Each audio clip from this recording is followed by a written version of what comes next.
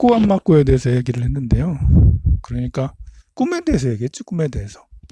봄, 여름생은 이제 그 자기가 하고 싶은 걸 해야지 직성이 풀리고, 그래서 이것 좀 해볼래? 저것 좀 해볼래? 했을 때, 아니요, 저는 제가 하고 싶은 걸 할래요.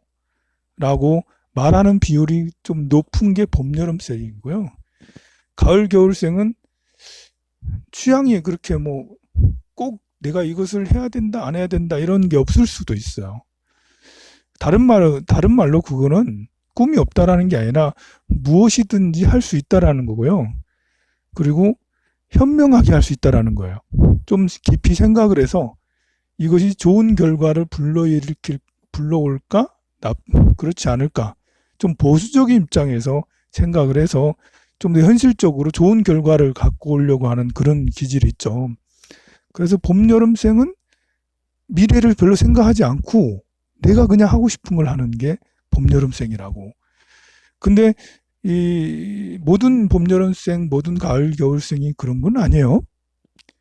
어, 근데 사실 그렇게 그런 사람들끼리만 모였으면 안 되잖아. 뭐든지 하려고만 하고 방방 뜨고 뭐 우리 서로 우리가 남이가 이러면서 우리가 행복해야지, 즐거워야지 이런 사람만 있으면 되는 게 아니잖아요.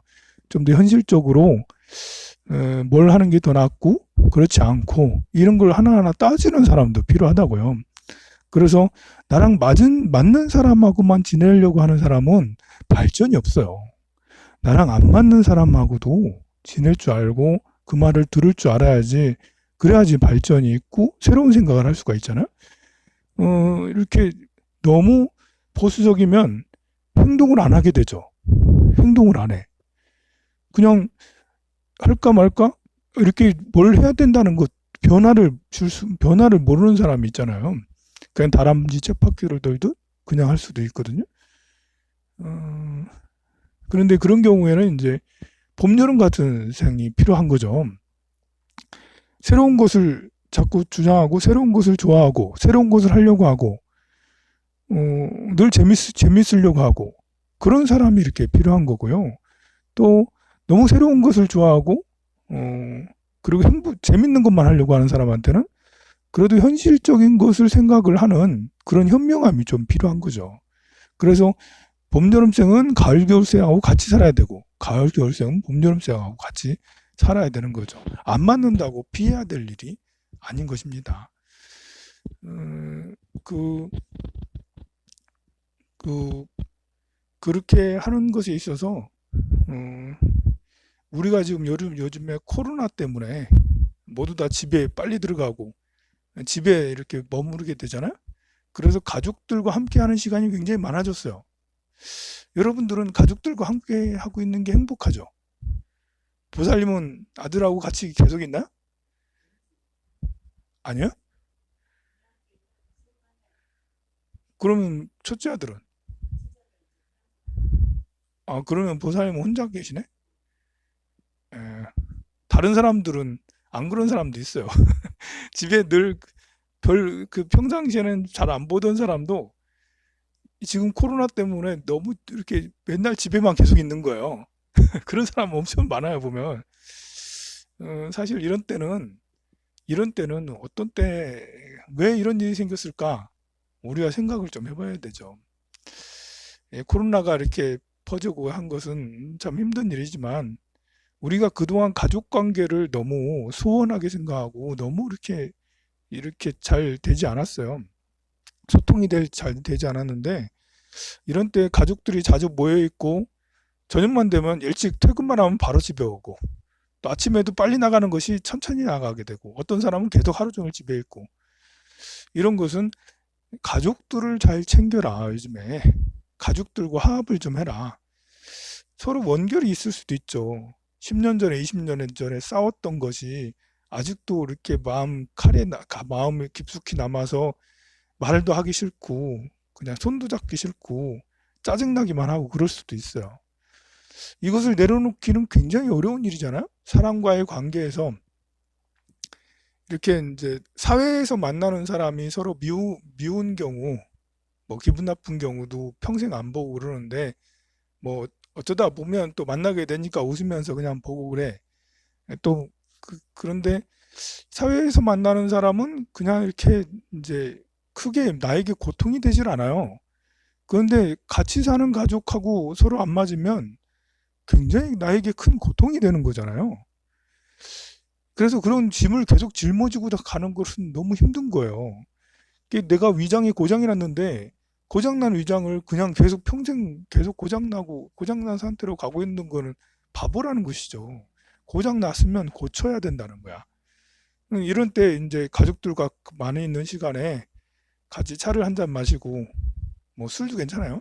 차를 한 잔 마시고 뭐 이렇게 같이 영화를 보기도 하고 같이 놀이를 하기도 하고 대화를 하기도 하고 이렇게 해서 지금까지 쌓였던 것들을 좀 풀어야 돼요. 그런데 풀으려고 앉아서 얘기하다 보니까 더 화가 나. 막 앉아서 더 짜증나고 더 화가. 이러면 이제 준비가 안 된 거예요. 마음이 이렇게 용서하는 마음, 포용하는 마음, 이해하고 배려하는 마음이 준비가 되지 않아서 그런 거예요. 마음을 이렇게 명상하는 마음이 필요해. 릴렉스 하면서 좀 쉬어야 돼. 마음을 심호흡을 쑥 하고 들어가기 전에 무슨 일이 있어도 내가 개입하지 않고 그 지적하지 않고 내가 먼저 내려놓으리라 면서 이제 그래서 자꾸 만날 때마다 슉 내려놓고 슉 내려놓고 에이 뭐 인세상 만약에 죽어봐라.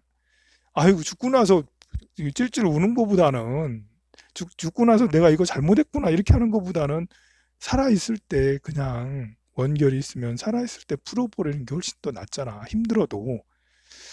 그래서 멀리 있는 사람이야 일부러 전화해가지고 뭐 이렇게 잘 모르는 사람 그 사회에서 만난 사람이야 일부러 전화해서 미안해 잘못해서 이럴 필요는 없지만 그 매일매일 보는 사람 또 가족이라 하더라도 매일매일 안 봐도 멀리 떨어져 있다 하더라도 그런 사람한테는 내가 먼저 내가 잘못했다. 미안하다. 고맙다. 있어줘서. 제가 이렇게 공부를 해보니까요. 이 가족끼리 이렇게 남녀 배우자가 만나는 건 그냥 만나는 게 아니에요. 세상을 혼자 살아가는 건 위험해요. 이제 우리 보살님들이 아들, 딸들 결혼 이제 시키고 결혼시키고 싶어 하는 마음이야. 예전부터 이제 이렇게 우리나라 관례상 결혼하는 것이 당연한 거니까 결혼 안 하면 괜히 이상하잖아.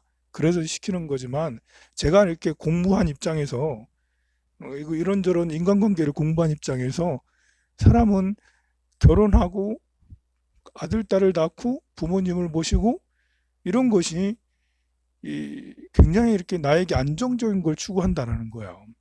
혼자 살아가면 굉장히 위험해요. 이 혼자서 살아가는 것은 혼자서 세상의 모든 세파를 다 맞는 거거든요. 그런데 배우자가 있으면 함께해서 같이 배우자가 아군이 돼서 둘이서 세상을 살아가는 것이 되고요. 부모하고 사이가 또 좋으면 부모님이 나에게 유산을 물려주고 부모님이 나에게 사랑과 건신 걱정, 사랑과 기도를 부모님은 날 항상 기도해 주는 분이잖아. 아들 잘 되라고 딸 잘 되라고 늘 기도해 주는 건 엄마 아빠라고요. 그러니까 나에게 늘 정신적 에너지를 주는 분이 부모라고요. 또 조상도 마찬가지예요. 조상하고도 잘 지내라는 게 조상님이 나에게 늘 이제 보이지 않는 곳에서 나에게 영감을 주고 길을 열어주고 귀인을 만나게 해줘. 귀인을 만나게 해주는 건 조상님이 끌어다 주는 경우 많거든요. 그리고 자식들도 마찬가지로 자식은 나의 미래잖아요. 나의 중년 이상 이후의 미래라고요. 나의 미래를 자식이 밝혀준다고. 그래 이제 이 배우자라는 이런 것들도 이제 관계가 안 좋으면 이게 관계가 좋으면 이것이 서로 합이 잘 이루어져서 상승 효과가 일어나서 세상 살아가는 게 너무 행복하고 의미가 있어져요. 그런데 만약에 부부 관계가 틀어져? 그럼 부부가 내 편이 아니고 남의 편이 돼. 나를 오히려 공격을 해. 배우자가. 야, 이거는 이제 세상 사는 거 너무 힘든데, 아니, 배우자까지 더 힘들게 하네? 이러면서. 아니, 부모하고 척을 져서, 부모하고 이렇게 사실 좋아야 되잖아요. 근데 안 좋은 사람들도 있어. 그럼 부모랑 좋으면 장점이 엄청 많은데, 부모랑 안 좋아지면 부모가 오히려 나에게 이제 이렇게 더 부담이 되네? 짐이 돼 버리네? 조상하고 이렇게 안 좋아 버리면 역시 귀인을 만나게 해주지 않아. 악인을 자꾸 만나. 이상한 인연들이 이상해져. 그래서요, 이 코로나 이런 사태 때 집에 오래 있으면 가족하고 이런 때는 화해를 좀 하시라고. 원결을 좀 풀으라고. 그래서 이제 내가 살려면, 내가 더 행복해지려면 이게 사람들은요, 스스로는 정당하지 않은 사람이 없어요. 서로 갈등하잖아? 서로가 잘했대. 서로가 네 문제래. 나는 잘했고 네가 문제라서 내가 이런 거야라고 하는 거예요. 보면 누구 말이 옳을까요, 정말? 네가 잘했어? 내가 잘했어. 나는 내가 잘했다라고, 상대는 상대가 잘했다라고 그래요.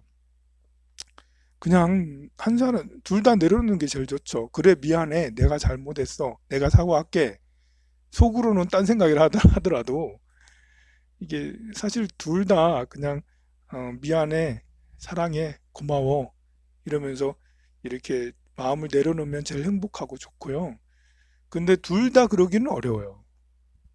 둘 다 공부하면 얼마나 좋겠어요. 둘 다 수행을 하면. 그러나 한 명이라도 이 사슬을 풀어야 돼요. 이 사슬을, 원결의 사슬을. 우리가 사실은 이 세상에 태어난 거는 서로 돕고 살라. 서로 같이 함께 함께 서로 돕고 힘든 사람끼리는 서로 도와야 돼. 이렇게 해서 탄탄하게 행복하게 살아가라고 이 세상에 온 거거든요. 근데 우리는 실타래를 잘못 이렇게 얽히고 설키고 해가지고 이게 잘 맺혀버리는 경우가 정말 많아요. 그런데 맺힌 것을 아는 사람이 맺힌 걸 풀어야 되는 거예요. 맺힌 걸 모르는 사람은 그대로 살아가. 그냥 부부 관계가 안 좋아도, 부모 자식 간의 관계가 안 좋아도, 친구 간의 관계가 안 좋아도, 직장의 상사랑 관계가 안 좋아도 뭐 그렇게 사는 거지 뭐. 에이 필요 없어. 뭐 이렇게 하면서 살 수도 있지만 그 맺힌 것을 맺히고 그냥 사는 것보다, 내 몸속에 암덩어리를 짊어지고 사는 것보다 내 몸속에 암덩어리를 제거를 해버리는 게 훨씬 낫잖아요. 그러니 그걸 아는 사람이 한 올 한 올을 풀어야죠. 이제. 근데 어려워요. 풀다가 오히려 더 이렇게 복잡해질 수 있어. 이게 이제 내가 오히려 미안해, 고마워 이렇게 했다가 오히려 이제 오히려 굉장히 또 당할 수도 있단 말이에요. 그런데 그런 걸 겁나할 필요 없어요. 더 복잡해졌다면 그래도 또 희망을 가지고 또 도전하고 그렇게 해서 풀어버려야 된다라는 거예요. 이제 풀으려면 일단은 지혜가 있어야 돼요. 우리가 이제 제가 여러분들한테 기도를 자꾸 권하고 이렇게 하는 것은, 기도라는 것은 내 머릿속의 아이디어거든요. 이 사람이 아이디어가 많은 사람이 부자겠어요? 아니면 자기가 뭔가를 이렇게 일을 열심히 하는 사람이 더 부자겠어요? 옛날에는 밭에 가서 논에 가서 일 많이 하는 사람이 수확을 더 많이 했어. 그렇죠. 밭에 가서 일 많이 하는 사람이 수확을 더 많이 했으니까 더 부자지. 그러나 지금은 아니에요. 어떤 마음을 갖느냐. 일 많이 한다고 해서 부모가 나에게 유산을 주냐? 아니거든요. 일 많이 한다고 해서 조상이 나에게 유산을 주냐? 아니거든요. 유산을 받고 부모에게 사랑을 받고 배우자에게 사랑을 받고 누군가에게 사랑을 받고 직장에서 상사에게 사랑을 받는 것은 머리로 받는 거예요. 머리로. 몸으로 받는 게 아니라 내 아이디어, 생각, 교양의 정도 이런 것으로 이렇게 받게 되는 거예요. 그래서 이제 그런 수행을 하면, 기도를 하면 그런 아이디어 이런 것이 없는 사람들도 아이디어가 나오게 되고요. 젊은 사람이든 나이 든 사람이든 뭐 이렇게 사업을 해요. 사업하는 사람, 뭐 아니면 직장에서 어떤 프로젝트를 해. 바빠가지고 기도 나올 시간이 없을 수도 있겠지만 기도를 하게 되면 기도할 때 이 생각 저 생각 많이 하잖아요, 보면. 그래서 사업하는 사람은 사업 생각을 자꾸 구상을 하게 되는 거고요. 직장을 가진 사람은 직장 생활을 어떻게 할까 하는 거고요. 그렇게 해서 그런 아이디어를 세상에 보여서 실천하게 되는 거죠. 자식이 시간이 없어가지고 아니면 아직 이런 기도나 수행이란 걸 몰라가지고 못한다, 안 한다. 그럼 부모라도 자식을 위해서 계속 기도를 해주고 하는 거거든요. 그렇게 하면 그게 보이지 않게 이렇게 생각의 기운이 이렇게 가요. 생각의 기운이 가서 도움이 크게 되는 거예요. 서두에 제가 누구 이렇게 맞고 안 맞고에 대해서 얘기했잖아요. 봄, 여름생은 하고 싶은 것만 한다고. 가을, 겨울생은 현실적으로 내가 할 수 있는 건 어디에든지 그 상황에 들어가면 다 한다고. 모두 다 그런 건 아니지만 일반화시키면 또 이제 나는 가을생인데 안 그런데요. 예, 가을생 중에서도 새로운 걸 좋아하는 사람이 있고요. 봄, 여름생 중에서도 보수적인 사람이 있는 거예요. 그냥 대체로 싸잡아서 얘기하는 거니까 오해하지 마시고요. 그런데 하고 싶은 음, 일을 내가 해야 된다. 나도 무슨 일을 해야 된다? 해야 되지 않겠나? 뭐 이렇게 이제 뭐 30대든 60대든 70대든 나이가 많으면 사실 이렇게 직장에 이렇게 다닐 수 있는 여건이 잘 안 되잖아요. 안 되잖아요. 나를 잘 안 써주니까. 또 요즘에는 직장이라는 게 참 제한적이에요.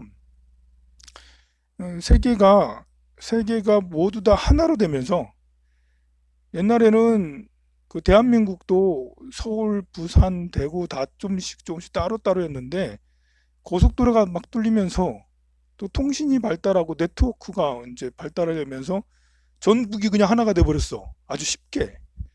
그런 KTX까지 생기면서 아주 빨리빨리 뭐 하루 만에 서울 갔다 와요. 그런데 그것이 이제 세계가 한 나라가 되고 있어요. 세계가 한 나라. 우리 대한민국이 한 나라가 되면서 도시 집중화가 됐죠. 그것도 서울 집중화가 됐어요. 세계가 하나가 되면서 미국 집중화가 되는 거예요. 미국만 성장하고 다른 나라들은 저성장이야. 그러다 보면 직업도 하나로 보여져. 미국에는 직업이 많아. 아직도 미국에는 실질이 실업자가 별로 없다라잖아요. 실업률이 얼마 되지 않아. 거기 미국에서 하는 그런 대기업이 전 세계를 잠식해요. 핸드폰만 해도 삼성하고 애플이 전 세계를 잠식했잖아요.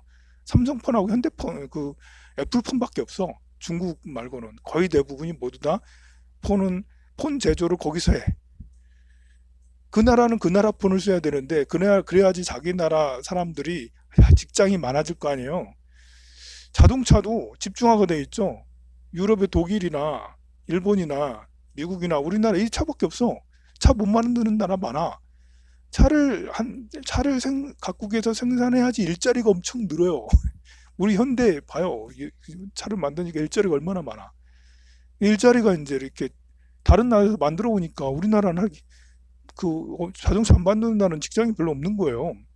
그리고 요즘에는 네트워크 광고 시장도 보면 이 페이스북이나 이제 이렇게 인스타나 유튜브가 그런 데서 광고 시장의 전 세계 60%를 다 가져가. 광고 시장의 수백 조인데 한 200조 정도 시장 정도 되거든요. 그 정도 시장이 되는 거의 옛날에는 다 각각 나눠 먹었잖아. 근데 지금은 페이스북하고 인스타하고 유튜브가 다 가져가 애플하고 광고 시장을 전부 다 가져간다는 거죠. 그러니까 이제 그 우리 저리 아트라인 보살처럼 이렇게 광고사들 있잖아. 그런 광고 기획사들이 죽어나는 거예요. 옛날보다 일이 많이 줄은 거예요. 그리고 이제 KBS나 MBC, SBS도 문 닫게 생겼어, 이제 곧. 광고가 잘 안 들어오니까. 광고만 그러겠어요? 다른 것들도 거의 모두 다 독점화가 돼버렸어요. 보면 독점화. 아마존의 그런 시스템으로 아마존이 이제 전 세계로 펼쳐 나가고 있잖아요. 그래서 참 우리는 지금 무엇을 해야 되지? 옛날에는 뭐라도 좀 해볼까 했는데 이제 그 조물주 위에 건물주라고 그랬잖아. 너 꿈이 뭐니? 건물주요. 그러는데 지금은 건물주도 안 돼요. 누가 입점을 해야지. 누가 들어와야지.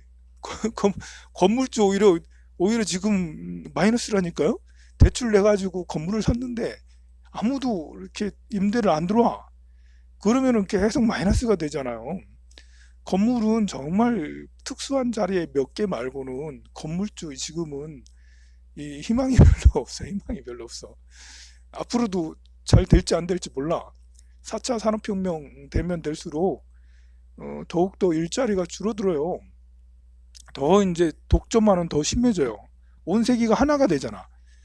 온 세계가 빠르게 하나가 되고 있으면 도시 집중화되는 것처럼 뉴욕으로 다 집중이 돼버린다고. 뉴욕으로 전부 다. 자, 이런 사회에서는 우리가 내가 지금 뭘 하며 살아야 되지? 지금 젊은 사람들도 앞길이 막막한 사람이 엄청 많아요. 보면 뭘 해야 될지 잘 모르겠다라는 거예요. 그러면 어떻게 해야 되겠어요? 할 수 있는 것은 좋은 또 어떤 자기 자신을 성장시키고 자기 자신을 관리하고 더 나은 사람이 되려고 해야 되는 거죠. 저도 이제 이런 유튜브를 찍고 이렇게 하면서 구독자가 많지는 않지만 이렇게 점점 조금씩 늘어요. 그러면 드는 생각이, 아, 이거를 영상을 이렇게 제가 좀 길잖아요.